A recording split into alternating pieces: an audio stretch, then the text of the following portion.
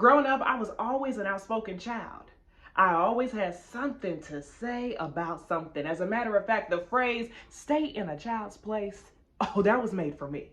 Can anyone else here relate? But somewhere along the lines of growing up and being in school and being bullied, as well as dealing with different adults and getting in trouble, I started to lose my voice. I became fixated on saying the right things at the right time to get the right results, whether that be people leaving me alone and not bullying me or adults not chastising me, until I found theater. Theater reignited something in me. It gave me my voice back, not to mention I could do or say anything in a play, which means I couldn't get in trouble.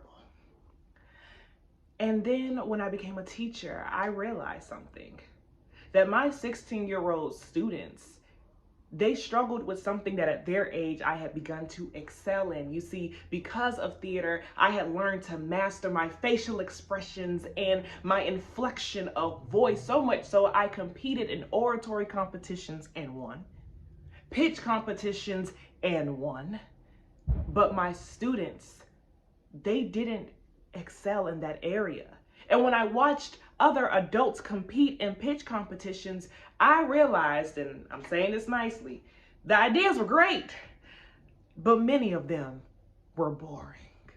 And this is where I created Pitch It, a company that is dedicated to working with individuals on their communication and public speaking style. You see, as a public speaking coach, I coach individuals on their 3 Ps. That's their personal, purposeful, and professional communication style. Or as I often like to make sure they understand, that being purposeful in their personal allows their professional to be purposeful.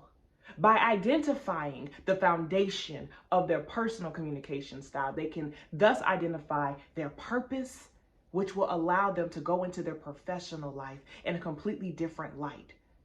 And if any of them have never found their voice or they lost their voice along the way, we are now able to not only find it, but refine it, sharpen it, and use it for their betterment.